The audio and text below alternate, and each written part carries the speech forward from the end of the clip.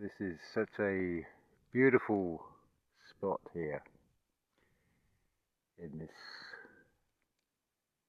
tranquility, this almost deafening peace. I never thought I'd be doing this, but it's come to the stage I thought I've got to take the bull by the horns, as it were, or the ram by the horns, or the goat by the horns, going with the zodiac signs. I think that's the only ones with horns off the top of my head. But I thought we'd start doing a timeless tarot reading. As much as anything else is my material situation is rather dire. As I was doing this reading, it's as much for me, but I thought of the idea came the other day about doing general tarot card readings, but I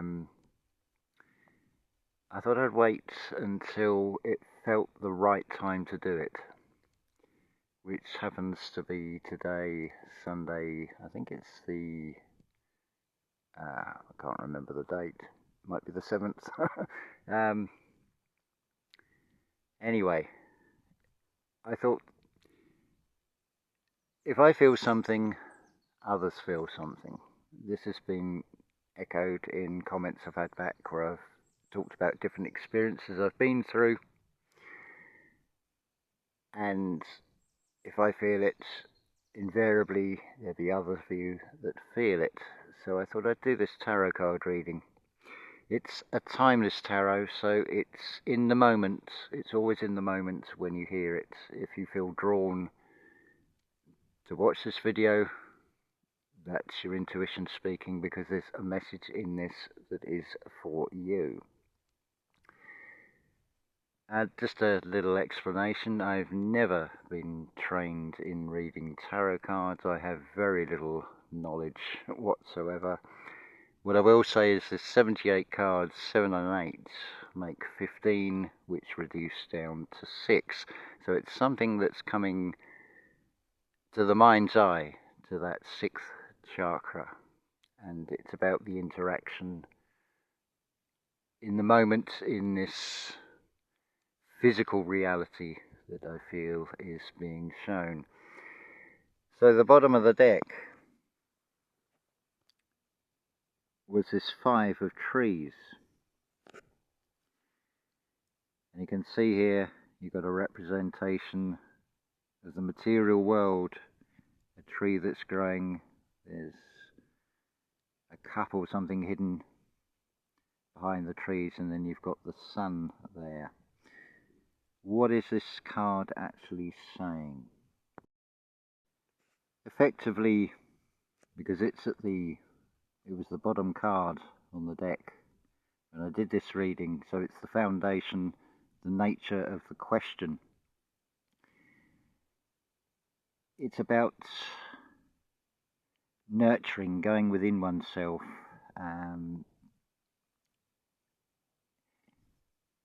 very much a time of self-reflection.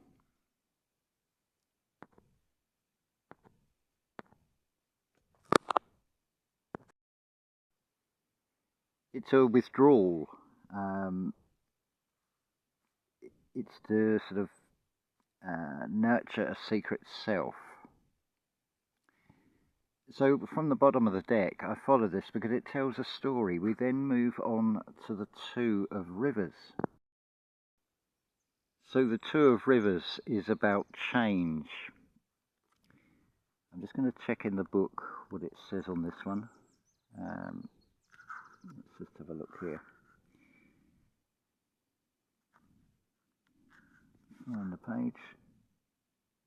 Something that seems fixed is shifting. People moving together.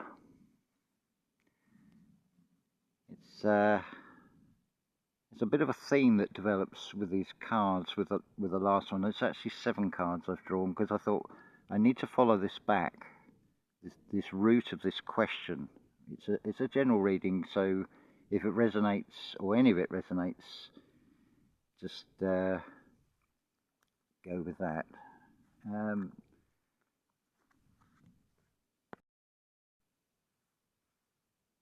So we go from the 2 of rivers to the 7 of birds. That's about setting boundaries, cooperation with respect for differences, creative solutions to practical problems. You'll notice there that there's like boundary lines with the birds, with the 2 figures in this card. Now, what is beautiful with the root of this question, this going inside oneself, this awareness of change, this setting of boundaries as part of your intention. The next card, it just sort of leapt out, as it were. What a beautiful card to get, awakening.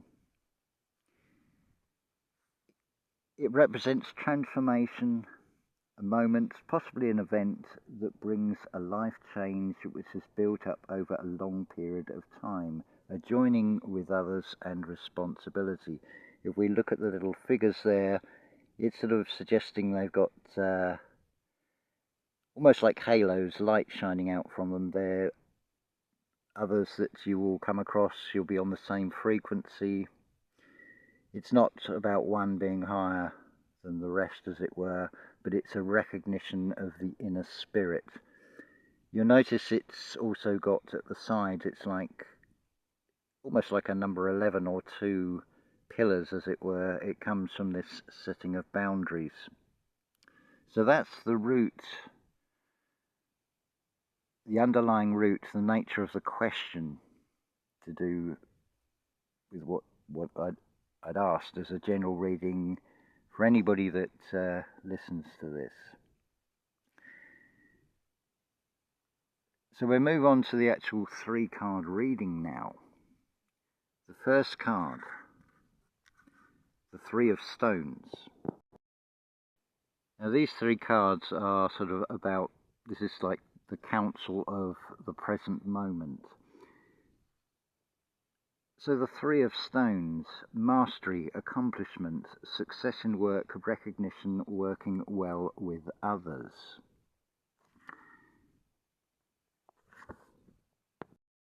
So right at the centre, the knower of birds, it's about wisdom. You'll notice there's a sort of theme going on here. You've got a triangle and a triangle. Your higher self coming down to your lower self. Developing that, the birds represent spirit, so that's why they're all around. You're in contact with earth, you're in contact with your higher self, as it were. This, of course, comes also with the 10 of Stones. Now the 10 of Stones, it's about wealth, both spiritual and material, going to the source of good experience, security, finding great value in what life has given you. Well, straight away, if you look at this card, you've got what looks to be 2 sets of footprints. You've got your human footprints, and then you representing spirit with what looks like the implanting of birds' feet into the sand. Then there's a crossing, and of course in the background is a mountain. It always seems like there's a mountain to climb. It's very apt, this particular card. It is a personal reading, the way I'm seeing all of this anyway, but what this, to sort of summarize this, it may feel at this present time that things are dire, but things are about to change. It's one of the reasons I've decided to do this reading. 1, because it felt right. 2, it's using the resources you've got. Well, I've got a set of tarot cards. I give my own interpretation, as it were, from what I see in the pictures here. I have referred to the book meaning as well. But it's interesting how you've got the mountains in the background here. This awareness of change. And you've got two fishes. Well, a type of fish is a sole, and it's also a name for the bottom of the feet. It's the sole, and you've got the mountains here, and there's a rainbow. This is where it's all leading, by staying in the centre, as it were, being the centre, finding the balance between the external and the internal. As was mentioned about the card, it's about the spiritual and the material, because we are interacting in both. So that's the reading. I hope that that has encouraged you, inspired you, but of course nothing is really better than having a one-to-one tarot card reading. So as always, I'm offering that. It's just for a nominal donation of €5, and to be perfectly honest, I could really do with some help at the moment. So if there's anybody that would like a tarot card reading, where we can sort of look more at your sort of individual circumstances, they do flow better than I've done in this video. This is a first time I've tried doing 7 cards. But it's always about taking a step into the unknown. I'm much dependent on, well, I'm 100% dependent on solar power. So I don't feel I can commit to doing a daily tarot card reading, but more maybe twice, 3 times a week, or as and when I feel there is a message to be given to somebody out there, someone that sort of really needs to hear it. This is a thing with the tarot card reading, especially when they are as general. This is for everybody, as it were. It's only going to resonate with a few. Think of it like a radio and how many radio stations you have within a bandwidth. It depends on the frequency you're on as to, and whether you can actually listen to your intuition. If something draws you, if something gets your attention, there's a reason for it. That's the time to go inwards, to go back to this 5 of trees, which you already had with this awareness of change. Then it requires a setting of boundaries, and then will come the awakening, because for any sort of spiritual development is going to be very much, shall we say, in terms of the scene, as it were, on the world stage. So if you're surrounded with people on very toxic or negative frequencies, that's not really going to be conducive, that will lead to this awakening.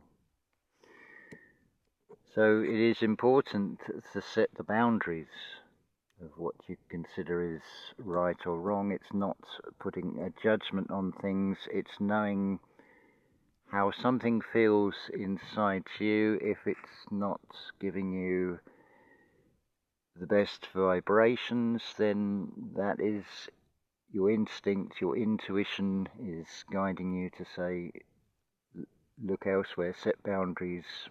That's not acceptable in my world.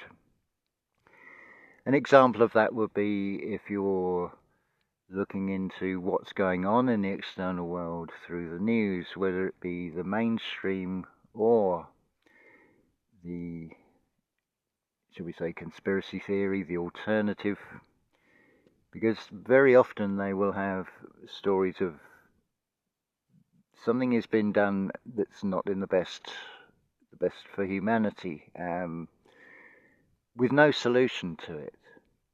But the solution does come from within you. It has to start within you. It's like I've got to take active steps in some way. Slight distraction here, just this beautiful yellow on this clover. And this perfect setting, it's weighing up the illusions of fears and worries about tomorrow and the next day and things like that, where we can lose sight of appreciation for the very moment we're in. This is such a calming spot to sit where I am right now. This is where Sebastian had his tent. He stayed here for 4 months and thoroughly enjoyed it, but he's decided to go back. It's a shame because it's all he missed, but again, you have to weigh the good and the bad, as it were, if we want to put a judgment on it like that. What may not seem right for me, well, I can't run somebody else's life and tell them what's best for them. They have to do what they feel is right to them. But the balance is, I get to sit in this spot and just enjoy being in this location. But it's a very remote location, and without any sort of real transport, without an income, the situation does look dire. So I am doing what I can to. This isn't the only thing I'm trying to, or the only avenue I'm going down, and not trying. We're looking for the things that are going to be the best to take away all those illusions of worries of what ifs and things. It's a valuable lesson. This isn't easy to do. This isn't easy to say. I have to show a sort of vulnerability. It's like, and then there's always that element of doubt. Am I doing the right thing? Am I just making a fool of myself? But the fool's journey is also the hero's journey. It's not about coming from that position of, look at me, I've manifested, look at the show house I live in. There's plenty of channels that seem to do that, unfortunately. But this is an ongoing story, so hence last time the gratitude for the potatoes. I've spotted there's some more that I can dig up as well, which is fantastic. But I hope this reading has helped some of you, and if you feel inclined, then do please share it. If there's someone you know that this may well help, then do pass it on to them. It comes with no expectations, but secure in the knowledge, in the feeling that this will help one of you out there at least. And if you feel so drawn to have a more individual one-on-one reading, then I would be more than happy to do that for you. Links are in the description. Likewise, if you are struggling with anything, coping with life, then do come and talk to me as well. Again, links are in the description. And if you need healing for anything, then just ask, and it will be freely given. Until the next video, as always, unconditional love to you all.